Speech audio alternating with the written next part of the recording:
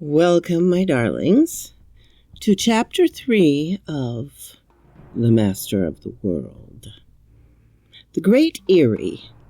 The next day at dawn, Elias Smith and I left Morganton by a road which, winding along the left bank of the Catawba River, led to the village of Pleasant Garden. The guides accompanied us. Harry Horn, a man of 30, and James Brooke, aged 25.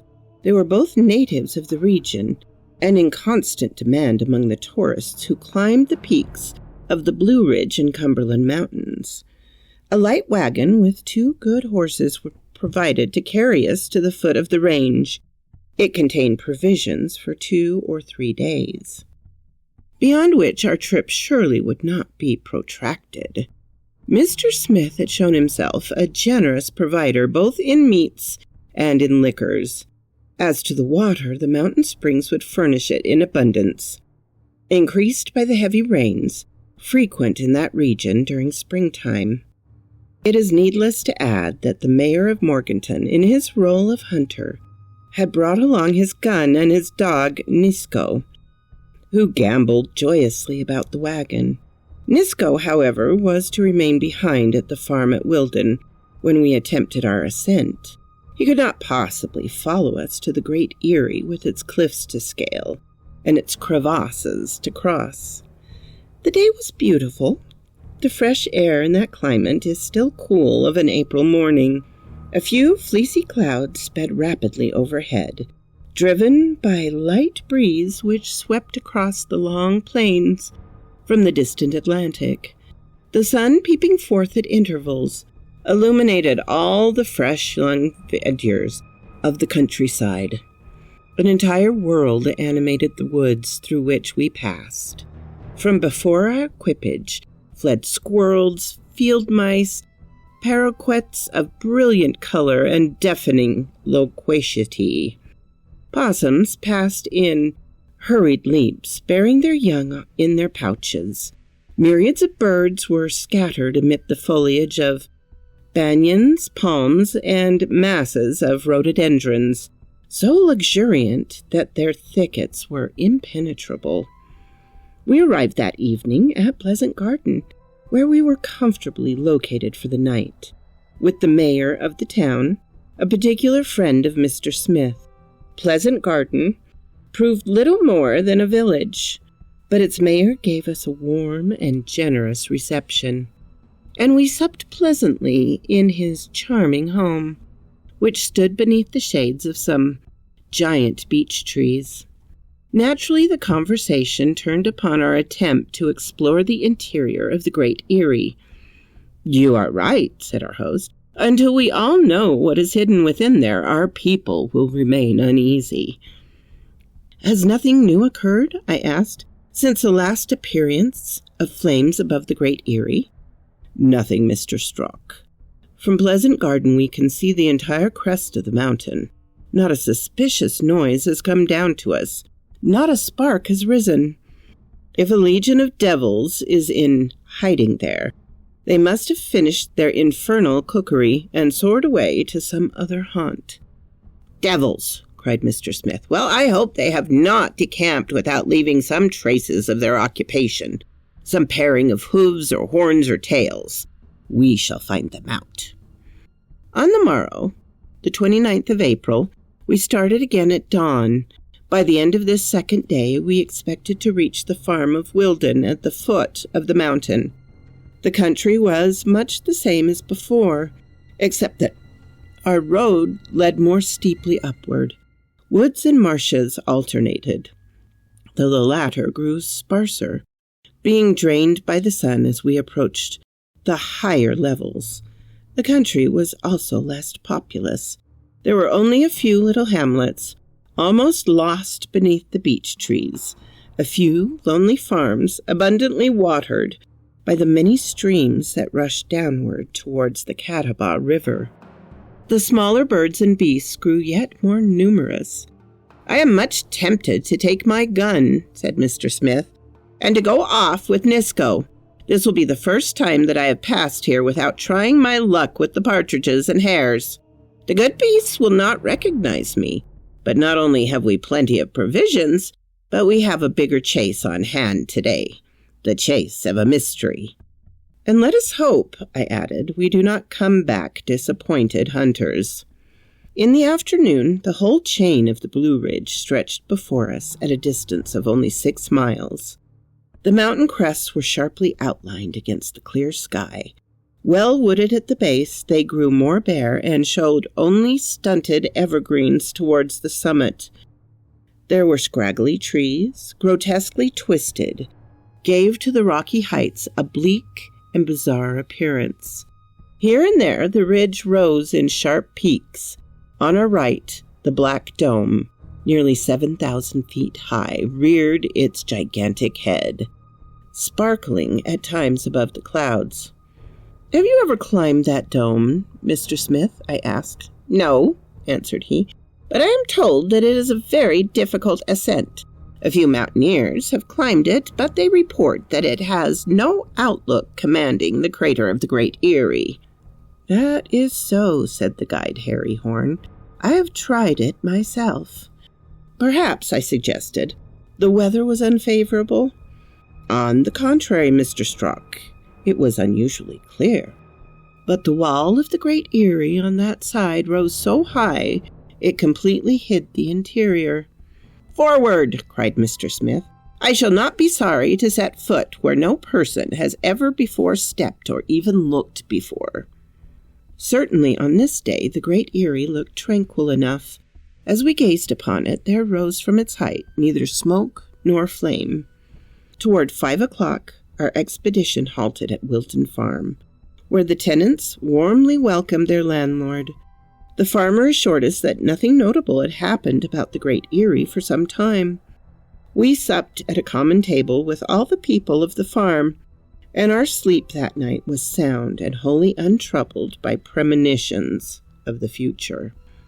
On the morrow, before breaking of day, we set out for the ascent of the mountain. The height of the Great Eyrie scarce exceeded 5,000 feet, a modest altitude, often surpassed in this section of the Alleghanies. As we were already more than 3,000 feet above sea level, the fatigue of the ascent could not be great. A few hours should suffice to bring us to the crest of the crater. Of course, difficulties might present themselves. Precipices to scale, clefts and breaks in the ridge might necessitate painful and even dangerous detours. This was the unknown, the spur to our attempt. As I said, our guide knew no more than we upon this point. What made me anxious was, of course, the common report that the Great Eyrie was wholly inaccessible. But this remained unproven. And then there was the new chance that a fallen block had left a breach in the rock wall. "At last," said Mr. Smith to me, after lighting the first pipe of the 20 or more which he had smoked each day, "we are well started. As to whether the ascent will take more or less time—" "In any case, Mr. Smith," I interrupted, "you and I are fully resolved to pursue our quest to the end." "Fully resolved, Mr. Strock. My chief has charged me to snatch the secret from this demon of the Great Eyrie." "We will snatch it from him, willing or unwilling," vowed Mr. Smith, "calling heaven to witness, even if we have to search the very bowels of the mountain." "As it may happen, then," said I, "that our excursion will be prolonged beyond today, it will be well to look to our provisions." "Be easy, Mr. Strock. Our guides have food for 2 days in their knapsack, besides what we carry ourselves. Moreover, though, I left my brave Nisco at the farm. I have my gun. Game will be plentiful in the woods and gorges of the lower part of the mountain, and perhaps at the top we shall find a fire to cook it, already lighted." "Already lighted, Mr. Smith?" "And why not, Mr. Strock? These flames, these superb flames which have so terrified our country folk. Is their fire absolutely cold? Is no spark to be found beneath their ashes?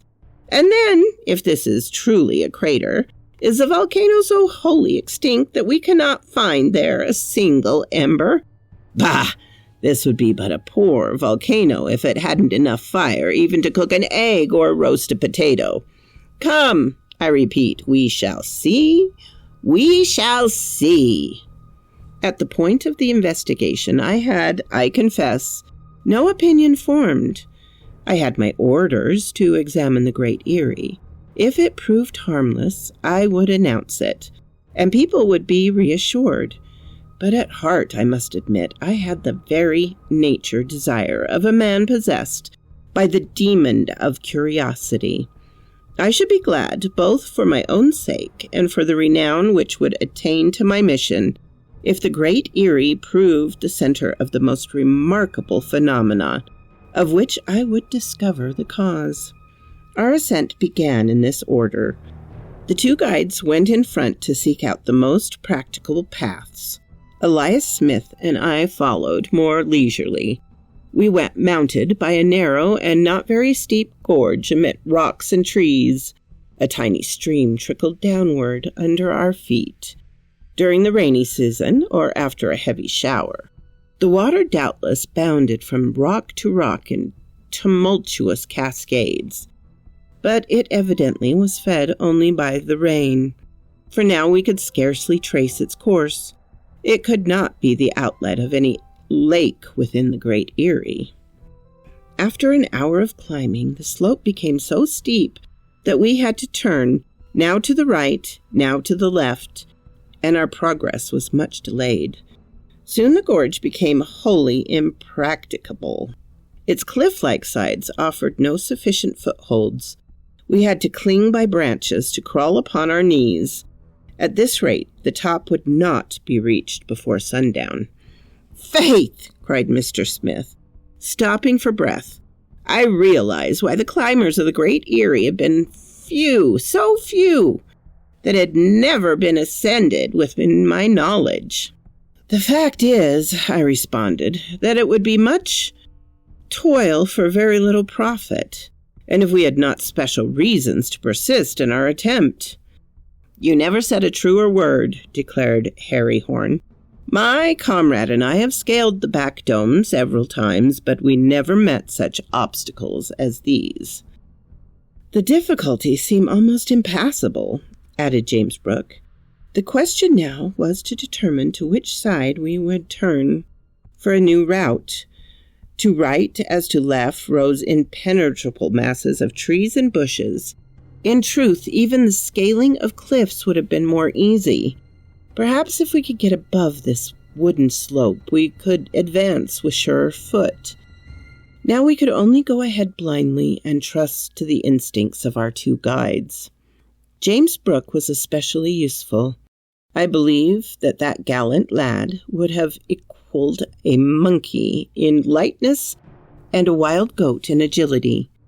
Unfortunately, neither Elias Smith nor I would be able to climb where he could.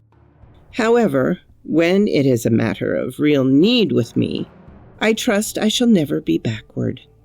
Being resolute by nature and well trained in bodily exercise, where James Brooke went, I was determined to go, although it might cost me some uncomfortable falls.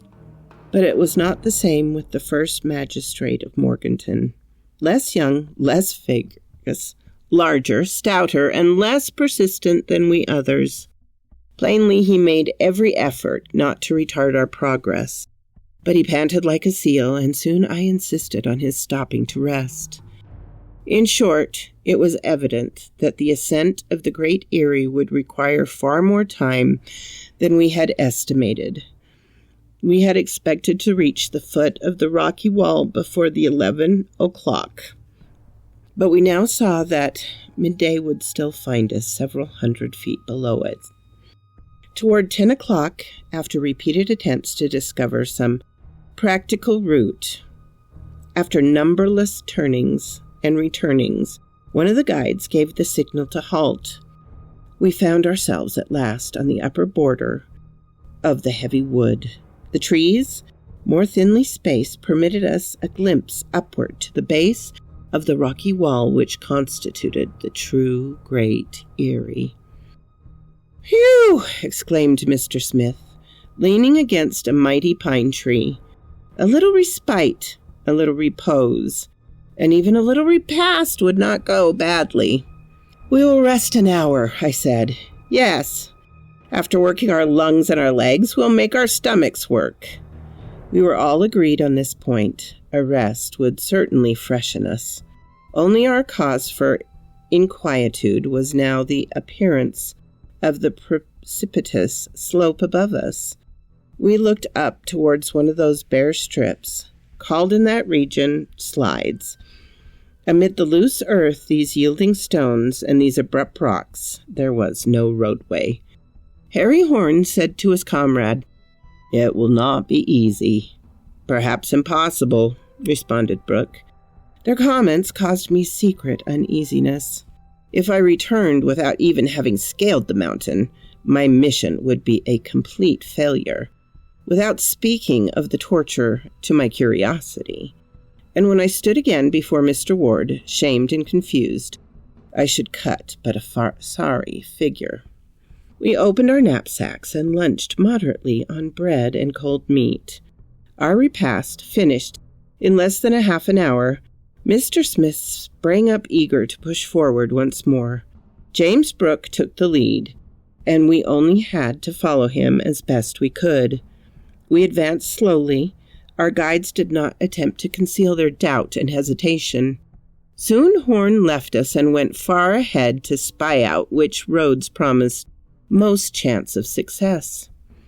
20 minutes later he returned and led us onward towards the northwest. It was on this side that the Black Dome rose at the distance of 3 or 4 miles. Our path was still difficult and painful, amid the sliding stones held in place only occasionally by wiry bushes. At length, after a weary struggle, we gained some 200 feet further upward and found ourselves facing a great gash which broke the earth at this spot. Here and there were scattered roots, recently uptorn, branches broken off, huge thorns reduced to powder, and if an avalanche had rushed down this flank of the mountain. "That must be the path taken by the huge block which broke away from the Great Erie," commented James Brooke. "No doubt," answered Mr. Smith, "and I think we had better follow the road that it has made for us." It was indeed this gash that Harry Horn had selected for our ascent. Our feet found lodgment in the firmer earth which had resisted the passage of the monster rock. Our task thus became much easier, and our progress was in a straight line upward, so that towards past 11 we reached the upper border of the slide. Before us, less than 100 feet away, but towering 100 feet straight upward, in the air rose the rocky wall which formed the final crest. At last, the defense of the Great Erie. From this side, the summit of the wall showed capriciously irregular, rising in rude towers and jagged needles. At one point, the outline appeared to be an enormous eagle silhouetted against the sky, just ready to take flight. Upon this side, at least, the precipice was insurmountable. "Rest a minute," said Mr. Smith, "and we'll see if it's possible to make our way around the base of this cliff."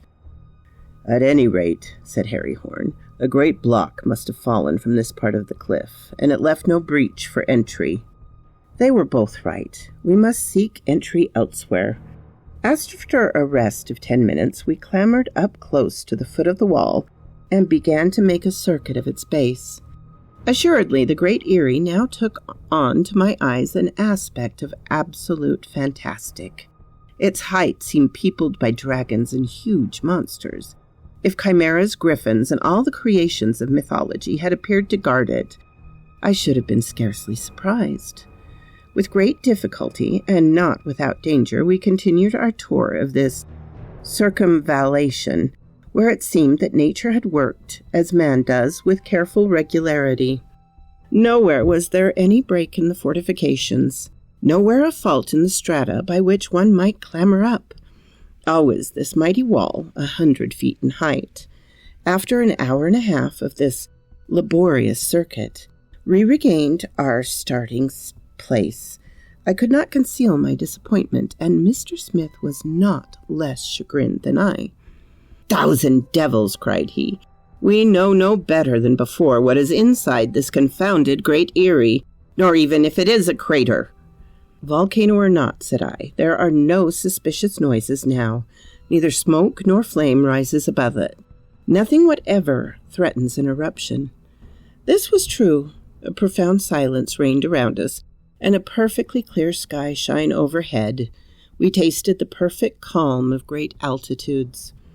It was worth noting that the circumference of the huge wall was about 12 to 1,500 feet, and as to the space enclosed, we could scarcely reckon without knowing the thickness of the encompassing wall. The surroundings were absolutely deserted. Probably not a living creature ever mounted to this height, except for the few birds of prey which soared high above us. Our watches showed 3 o'clock, and Mr. Smith cried in disgust, "What's the use of stopping here all day? We shall learn nothing more. We must make a start, Mr. Strock, if we want to get back to Pleasant Garden tonight." I made no answer, and did not move from where I was seated. So he called again, "Come, Mr. Strock, you don't answer." In truth, it cut me deeply to abandon our efforts, to descend the slopes without having achieved my mission. I felt it an imperious need of persisting. My curiosity had redoubled. But what could I do? Could I tear open this unyielding earth? Overleap the mighty cliff? Throw one last defiant glare at the Great Eyrie? I followed my companions. My return was effected without great difficulty. We had only to slide down where we had so laboriously scrambled up. Before 5 o'clock we descended the last slopes of the mountain, and the farm of Wilton welcomed us to a much-needed meal. "Then you didn't get inside," he said. "No," responded Mr. Smith, "and I believe that the inside exists only in the imagination of our country folk." At 8:30, our carriage drew up before the house of the mayor of Pleasant Garden, where we passed the night. While I strove vainly to sleep, I asked myself if I should not stop there, in the village, and organize a new ascent. But what better chance had it of succeeding than the first? The wisest course was, doubtlessly, to return to Washington and consult Mr. Ward. So the next day, having rewarded our 2 guides, I took leave of Mr. Smith at Morganton, and that same evening left by train for Washington. So quoth this raven. Thank you for listening, my darlings. If you got all the way through, let me know. Let me know in the comments. And give it a like if you enjoy these old steampunk stories. And above all, have a lovely, lovely day.